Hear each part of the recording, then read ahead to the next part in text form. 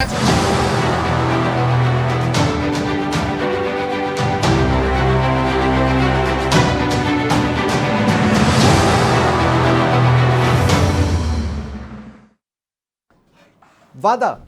इस शब्द के पर्यायवाची हैं वचन, प्रॉमिस, प्रतिज्ञा, इकरार, कमिटमेंट, वायदा, प्रण आदि। और शब्द है गारंटी। अब इसके पर्यायवाची होते हैं आश्वासन, विश्वास, वचन, जवाबदारी जैसे शब्द। कोई खास अंतर नहीं है, पर सियासत में है और उसे कांग्रेस ने बताया है। नमस्कार, आप देख रहे हैं पंचतंत्र। आपके साथ मैं हूं स्वप्निल। एक गाना आपने सुना होगा, मिलने की तुम कोशिश करना, वादा कभी ना करना, वादा टूट जाता है। चलिए इसे छोड़िए, कस्में, वादे, प्यार, वफा सब बातें हैं, बातों का ये तो आपने सुना होगा। मैं कोई शाब्दिक ज्ञान नहीं बघारने बैठा हूं। दरअसल प्रदेश की सियासत एक ऐसे मोड़ पर आ गई है जहां शब्द, उसके पर्यायवाची को जानना जरूरी है और कुछ गानों को याद करना भी। कांग्रेस का कहना है कि हम गारंटी इसलिए दे रहे हैं क्योंकि पीएम मोदी ने वादा शब्द की कीमत घटा दी है। जब कोई भी दल मतदान से कुछ घंटों पहले ही मैनिफेस्टो लाता है तो वादों पर एकाएक इतना फोकस सियासत का क्यों आया है? आज चर्चा इसी पर। साथ ही खोजेंगे किसने कितने वादों को इरादों के साथ जोड़कर जमीन पर उतारा है। मेरे साथ जो गेस्ट पैनल जुड़ रहा है, आपको इंट्रोड्यूस करवा देता हूं। एकता अग्रवाल जी बीजेपी का प्रतिनिधित्व कर रही है, राजकुमार शर्मा जी कांग्रेस का प्रतिनिधित्व कर रहे हैं। राजकुमार जी, आपसे शुरुआत करना चाहता हूं। इतने प्रधानमंत्री रहे हैं, इतने मुख्यमंत्री रहे हैं, सभी के वादों की कुछ ना कुछ कीमत होनी चाहिए थी। एकाएक ऐसा क्या हुआ जो आपको लगता है कि वादा शब्द की कीमत घट गई और क्या आपके नेता आज के बाद वादा शब्द का इस्तेमाल नहीं करेंगे? देखिए स्वप्निल जी, जब से भारत के प्रधानमंत्री ने 9 साल पहले से सीट संभाली है भारत के देश, हमारे देश की, तब से उन्होंने देश को किस दिशा में ले जा रहे हैं इस बात की चिंता राजस्थान के लोकप्रिय मुख्यमंत्री अशोक गहलोत जी कर चुके हैं। प्रधानमंत्री जी के शब्दों के बोलने के मायने हुआ करते थे। प्रधानमंत्री जी जब बोलते हैं तो टॉर्च जल जाती है, थाली बज जाती है, ताली बज जाती है। और प्रधानमंत्री जी राजस्थान आते हैं, बड़े बड़े वादे करके जाते हैं और भारतीय जनता पार्टी अनुसरण नहीं करती है। खुद वो प्रधानमंत्री जी अनुसरण नहीं करते हैं। हमने राजस्थान में 5.25 साल बीत गए, लगभग 5 साल होने वाले हैं। हमने शानदार राजस्थान में काम किया। काम करने के बाद जब भारत के प्रधानमंत्री राजस्थान को टूरिज्म स्थल मान के आते हैं और पिछले 3-4 महीने से जो राजस्थान का माहौल खराब करने की बात करते हैं, इसलिए हमको ये बातें करनी पड़ रही है। ठीक है, गरीबी हटाओ नारा था कि वादा था? गरीबी हटाओ एक देश की आवश्यकता है, नहीं, जिसको भारतीय जनता आपने पार्टी दिया ने क्या बढ़ा दिया है। जब आपने दिया था तब वो नारा था कि वादा था?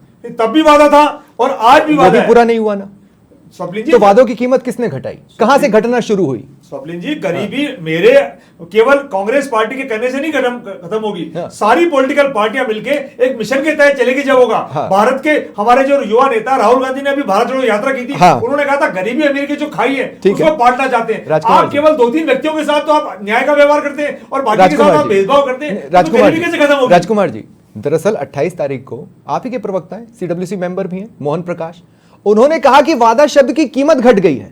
मैं ये जानना चाहता हूं, वादा शब्द की कीमत आज घटी है, इन 9 सालों में घटी है, या उसके पहले ही घट चुकी थी जो एकाएक एक नए शब्द की जरूरत आप महसूस कर रहे हैं? सिंपल सा सवाल है। स्वप्निल जी, 9 साल पहले पॉलिटिकल पार्टियां बहुत सम्मानजनक शब्द बोलती थी, एक दूसरे का सम्मान करती थी। जब से देश की बागडोर 2 व्यक्तियों के हाथ में आई है, आप देख रहे हैं देश किस दिशा में जा रहा है। पहले वाजपेयी साहब का जमाना था तो एक दूसरे की पार्टियों का हम सम्मान करते थे, एक दूसरे को ओहदों का सम्मान करते थे। आज यहां ना राष्ट्रपति का सम्मान हो रहा है, यहां ना उपराष्ट्रपति का सम्मान हो रहा है, यहां ना गवर्नर्स का सम्मान हो रहा है। यहां तो न जाने देश किस दिशा में जा रहा है, हमको ये बात समझ में नहीं आ रही है। ठीक है, एकता जी, आपको याद है एक बयान आया था जब प्याज की कीमत 98 रुपए थी, 98 रुपीज, और आपको यह बताना ये बयान किसने दिया था? लोग शर्त लगा रहे हैं कि सचिन तेंदुलकर या प्याज की कीमत में से पहले शतक कौन मारेगा। यह बयान किसका था? देखिए, वादों की बात पे तो मैं कहना चाहूंगी, मेरे प्रवक्ता जी बैठे हैं कांग्रेस के, मैं कहना चाहूंगी वादे करना और वादों को तोड़ना तो उनके मूल चरितार्थ में है। मैं आपको याद दिलाना चाहूंगी कि 2018 के चुनावों के समय इनके बंटी जी यानी कि राहुल गांधी जी आते हैं, बहुत बड़े बड़े वादे करके जाते हैं। वो कह के जाते हैं कि बेरोजगारी भत्ता देंगे हम, शिक्षित 27 लाख शिक्षित बेरोजगारों को भत्ता देंगे। लेकिन कहां है वो बेरोजगारी भत्ता? वो कहते हैं 1, 2, 3, 4 और 10 दिन में संपूर्ण कर्जा माफ किसानों का। एकता जी, आपने एक तो बताया नहीं कि वो बयान किसने दिया था, मैं आपको बताता हूं। प्रधानमंत्री बनने से पहले नरेंद्र मोदी जब मुख्यमंत्री हुआ करते थे, उन्होंने एक जनसभा में यह कहा कि प्याज की कीमत शतक तक पहुंचने वाली है, लोग शर्त लगा रहे हैं। उसके बाद कई बार पहुंची, जब वो प्रधानमंत्री बने पहुंची ना। मैं आपसे ये कह रहा हूं, क्या वो सब हवाई बातें नहीं थी? महंगाई से राहत तो आप भी नहीं दिला पाए, शतक तो पेट्रोल भी लगा चुका है। हंगर इंडेक्स में आज हमारा देश कहां खड़ा है ये किसी से छुपा नहीं है, उससे हम बेइज्जती महसूस क्यों ना करें। आपको जब दुनिया में सम्मान की फिक्र है तो हंगर इंडेक्स में जो हमारी रैंकिंग है उस पर हमारा सिर शर्म से झुकना चाहिए।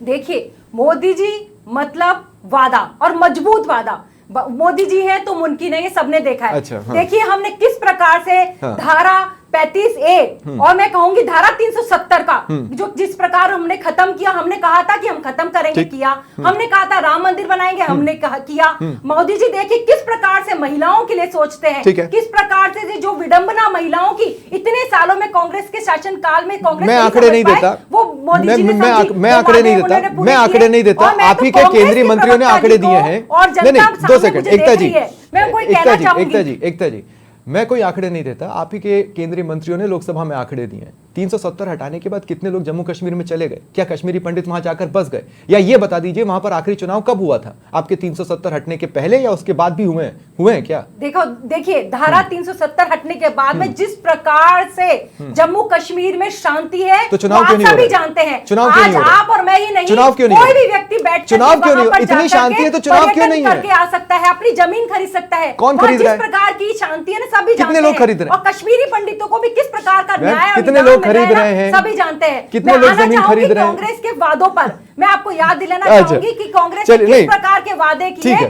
मैं इनसे कहना चाहूंगी कि गारंटियां देते हैं, रोज रोज गारंटियां देते हैं। अभी पहले बंटी जी आए थे और उनके किस प्रकार के वादे रह गए सबको पता है। अभी इनकी बहन आई बबली जी, प्रियंका गांधी जी, बहुत सारी गारंटियां देके गई। मैं ये कहना चाहूंगी कि राज्य को फ्री कर्जे में डाल करके फ्री गारंटियां तो कोई भी दे सकता है, लेकिन आप में हिम्मत है तो आप दीजिए ना सुरक्षा की गारंटी। किसी का नामकरण क्यों कर रहे हैं? हमें सियासत में किसी को नाम देने की जरूरत क्या पड़ रही है? एक शब्द आपने पहले भी गढ़ा था, मैं आपसे 2-3 बार मैं आपसे ये पूछना चाह रहा था कि आखिर नाम रखने की जरूरत क्यों पड़ती है? अगर आप किसी को वैल्यू नहीं देते हैं तो आपको उसका नाम रखने की जरूरत ही नहीं पड़ना चाहिए। इसका मतलब है कि आप उन चेहरों को वैल्यू दे रहे हैं। लेकिन फिर भी राजकुमार जी, अब मेरा आपसे सवाल है, 7 गारंटियां आपको मुंह जुबानी रट गई होंगी जो मुख्यमंत्री अशोक गहलोत ने प्रेस वार्ता कर दी है ना?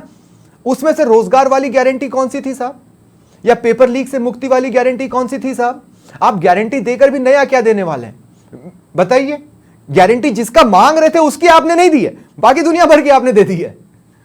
स्वप्निल जी, राजस्थान की परिस्थिति, राजस्थान के लोकप्रिय मुख्यमंत्री जितना समझते हैं उतना बेहतर तरीके से भारतीय जनता पार्टी राजस्थान को नहीं समझती है। भारतीय जनता पार्टी तो मात्र 2-3 महीने पहले आई है। रही बात आप कह रहे पेपर लीक वाले मामले में, पेपर लीक वाले मामले में तो हमने उम्र कैद की सजा का प्रावधान कर लिया है और 10 करोड़ रुपए तक की सजा का प्रावधान है। तो पेपर लीक तो राजस्थान में जो हो रहे थे ना वो हो चुके। अब अशोक गहलोत जी के होते हुए राजस्थान में कोई पेपर लीक नहीं होगा। इस बात का मैं आपके चैनल पे गारंटी दे रहा हूं दीपक जी। एक तो मैं स्वप्निल जी, दूसरी बात यह है आपकी गारंटी और गहलोत साहब की गारंटी में अंतर होगा ना राजकुमार जी? जिस जगह पर उन्हें गारंटी देनी थी उस जगह। अच्छा एक बात बताइए, छत्तीसगढ़ कब से गोबर खरीद रहा है? आपको गारंटी देने के लिए 5 साल लगे। गोबर कब से खरीदा जा रहा है छत्तीसगढ़ में आपको पता है, जानकारी है? हमें तो है ना? दूसरी बात ये, लोग कह रहे थे हमें नौकरी की गारंटी दो, वो इसमें नहीं है। कितनी महिलाओं ने आके आपसे बोला कि अगर हम परिवार की मुखिया तो हमें पैसे दे दीजिए? वो आपने सोचा कि नहीं ये एक जन कल्याणकारी कदम होगा, आप उठा रहे हैं। मैं कह रहा हूं लोग जिस पर गारंटी मांग रहे थे वो गारंटियां कहां हैं उसमें? देखिए स्वप्निल जी, गारंटी वही दी जाती है जो सरकार के पावर में आ रही हो, सरकार को गुंजाइश नजर आ रही हो। नौकरी तो जो मुख्यमंत्री जी को समझ में आ रहा था वो तो मुख्यमंत्री जी गारंटी दे दी। अब जब 2023 में रिपीट होंगे तो जो भी आप बात कह रहे हैं, जो में हमारे पास नए सुझाव आएंगे, जैसे रोजगार की बात है, हमने 3 लाख रोजगार देने की बात कही थी, उसमें सिर्फ 1 लाख से ऊपर रोजगार दे पाए। तो 2 लाख जो पहले के वो पूरा आप जब तक नहीं करेंगे तो नई गारंटी हम कैसे दे सकते हैं? लेकिन आपके चैनल में मैं कहता हूं राजस्थान में रोजगार भी मिलेगा, महिलाओं को लाभ भी मिलेगा और राजस्थान के हर क्षेत्र में राजस्थान की संरक्षण की जिम्मेदारी राजस्थान की जिम्मेदारी हमारी है। राजकुमार जी, ये एक तो सीएम को जो नजर आ रहा था वाली बात होती नहीं है, सीएम को सब नजर आना चाहिए, इसीलिए उनको सीएम बनाया गया है। बहुत सिंपल सा फंडा है। लोकतंत्र इसी तरह से चलता है, आप भी जानते हैं, मैं भी जानता हूं। दूसरी बात यह है कि रोजगार की डिमांड काफी समय से थी। संविदा हटा देंगे और सबको परमानेंट कर देंगे, ये आपका पिछली बार का वादा था, उसको भी आप गारंटी में नहीं जोड़ रहे हैं, जबकि आपका वो वादा भी पूरा नहीं हुआ है। फिर आप ये कैसे कहते हैं कि हमने अपने लगभग सारे वादे पूरे कर लिए? वादों की कीमत तो आप भी घटा रहे हैं ना, साथ ही साथ आपने तो उसको हटा ही दिया। ये 2 चैप्टर्स ही नहीं दिख रहे आपके साथ गारंटियों में। स्वप्निल जी, हम तो सारी समस्याओं का निदान इसी पूरे 5 साल में करते थे। अगर भारतीय जनता पार्टी हमारी सरकार गिराने का प्रयास नहीं करती, हाँ। हमको डिस्टर्ब नहीं करती, तो हम बहुत बेहतर काम करते। हालांकि फिर भी जो थोड़ा बहुत समय बचा, हमने बहुत बेहतर काम किया है, इसलिए हमको ये 7 गारंटियां लास्ट में देनी पड़ रही है। और कह रहा हूं 10-20 दिन की बात है। अच्छा। 3 दिसंबर को दोबारा आएंगे, बड़ा समारोह करेंगे। राजस्थान के साथ जो हमने वादे किए हैं, जो हमने कस्में खाई है राजस्थान की जनता के साथ, वो तमाम वादे पूरे करके राजस्थान की बेहतर सेवा करेंगे। ठीक है एकता जी, अब मैं दोबारा आपके पास आ रहा हूं, है ना। हर वो चीज जो कांग्रेस राज में आपको कचोटती थी, आपके राज में वो बढ़ गई है। ठीक है, जैसे आपको 400 रुपए का सिलेंडर अखड़ता था, जैसे आपको 72 रुपए का पेट्रोल अखड़ता था, जैसे आपको एजुकेशन पर लोन पे लगने वाला इंटरेस्ट अखड़ता था, ये सारी चीजें तो अब भी जस की तस है, बल्कि उससे भयावह हो चली हैं। और आप ये कह रहे हैं कि हम वादों पर भरोसा कर लें। आप ही के प्रधानमंत्री ने बताया था ना कि 72 रुपए पेट्रोल बहुत ज्यादा महंगा होता है, 100 में नहीं होता। देखिए, सबसे पहले तो मैं जो कांग्रेस के प्रवक्ता जी हैं उनकी बात से ही आप सहमति प्लीज मेरे जताऊंगी, सवाल- क्योंकि आप मेरे सवाल मैं पे आ इनकी जाइए। मनस्थिति समझ सकती हूँ। ये कह रहे हैं कि अशोक गहलोत जी समझ नहीं पाए, बिल्कुल नहीं समझ पाए। नहीं क्योंकि सहेंगे, वो महंगाई की मार, सत्ता अब की बार उन्होंने मोदी कुछ सरकार, नहीं समझ दो पाए। भारतीय जनता पार्टी साढ़े घुसेगी चार सारे को। साल से ज्यादा दो का जो सेकंड, समय दो था, सेकंड, दो इनका सेकंड। आंतरिक नहीं, कलह नहीं, गुटबाजी में लगा रहा, मैं आपको इसलिए बताता हूं। समझ में नहीं पाए। देखिए, इन्होंने गारंटी दी, आपके एक लीडर है, गारंटी दी कि आपके एक लीडर है एकता जी, राजस्थान में आपके एक सबसे ज्यादा लीडर है, रेप होंगे। उनको इन्होंने क्रोनोलॉजी बताना गारंटी बहुत दी पसंद है। कि राजस्थान में सुनिए, पत्थरबाजी मेरी बात होगी। सुनिए, एकता इन्होंने जी, गारंटी दी एकता जी, कि शोभा यात्राओं पे एकता जुलूस जी, पे रोक लगाई दो जाएगी। सेकंड, दो इन्होंने सेकंड, एकता गारंटी जी, दी कि एकता जी, एकता जी, तुष्टिकरण की अरे राजनीति ठीक है। होगी। और मैं इनको साफ रूप से बताना आप चाहती हूँ मेरे सवाल कि का जवाब भारतीय देने आई है जनता ना। पार्टी यानी वादे करती है तो उसको पर- पूरा करती है। आप ही अरे देखिए मैडम, कि राजस्थान ही ऐसा मैडम, राज्य मैडम, है मैडम, जिसमें पेट्रोल 2 डीजल मिनट सुन सबसे लीजिए। ज्यादा महंगा है। 2 वेट सेकंड। किया तो इन्होंने सबसे ज्यादा किया। दो ये सेकंड, मुझे जवाब दे दें। 2 सेकंड, मैं आपसे सिंपल सी बात कह रहा हूं। आप रख देते ना उसको जीएसटी में, किसने रोका था आपको?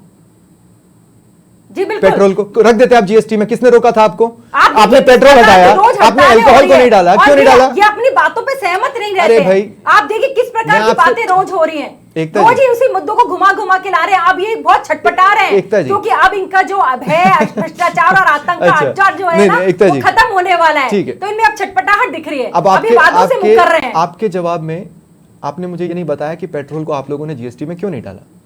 आपके एक लीडर को क्रोनोलॉजी बताना बहुत पसंद है, तो यही क्रोनोलॉजी तो विपक्ष के तौर पर अन्य दल भी आपको बता रहे हैं कि भाई आप ही लोगों को अखड़ती थी ये चीजें, और तो किसी को नहीं अखड़ती थी ना, तब आप विपक्ष में बैठे थे।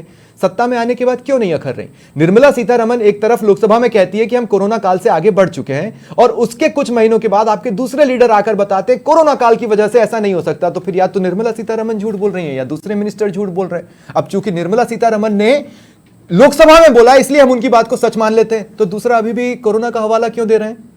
देखिए, कोरोना में जिस प्रकार का नेतृत्व भारतीय जनता पार्टी और आदरणीय हमारे देश के प्रधानमंत्री और यशस्वी प्रधानमंत्री मैं कहना चाहूंगी, क्योंकि वो उन्होंने देश को इस आयाम पर आकर के खड़ा किया है कि आज हमारा देश जो भारत है वो वापस विश्व गुरु की श्रेणी में आकर के खड़ा किया है। तो उन्होंने किस प्रकार से एक बेहतरीन नेतृत्व हमारे भारत को, हमारे देश को कोरोना काल में दिया है, सब जानते हैं। ये अभी गोबर की बात कर रहे थे, इनकी गारंटी है गौओं की, तो मैं इनसे कहना चाहूंगी कि ये कहां थे जब लंपी की जो बीमारी चल रही थी, तब किस प्रकार से हमारे राजस्थान की गौवंश जो पशुधन था वो किस प्रकार से पीड़ित होकर के मर रहा था, तब ये कहां थे? मैं इनसे पूछना चाहूंगी, ये वो लोग हैं जिन्होंने कटुवर की गौशालाओं पे बुलडोजर चलाया। लंपी कहां से आया था? लंपी कहां से आया था? ये वो लोग हैं जिन्होंने तुष्टिकरण की के राज्यों से आया था। ये वो लोग हैं जिन्होंने गुजरात से आया था। दो सेकंड, एकता जी, ये वो लोग हैं जिन्होंने 19 पेपर लीक किए। एक बात बताइए, एक बात बताइए, एक बात बताइए, एकता जी, बहुत सिंपल सा सवाल है, एक बहुत सिंपल सा सवाल है। अगर 2 सेकंड सुनिए, मैं आपको एक चीज समझाता हूं। प्रदेश में जब कोरोना ने पैर पसारना शुरू किया, कहीं से तो पहला केस आया और किसी का तो नेग्लिजेंस रहा होगा। ठीक वैसे ही देश में कोरोना आया तो कहीं से तो एक नेग्लिजेंस रहा होगा, इसी वजह से कोरोना पैर पसार पाया। अब मैं ये कह रहा हूं, अगर लंपी एक स्टेट को क्रॉस करके दूसरे स्टेट में पहुंचता है, तो जिस स्टेट से उसका ओरिजिनेशन हुआ है, जिस स्टेट से वो यहां पहुंचा है, उस स्टेट की जिम्मेदारी नहीं थी उसको कर्व करके वहीं तक सीमित रखना और फिर उसे वहां पर टैकल करना? उसको पसरने ही क्यों दिया गया?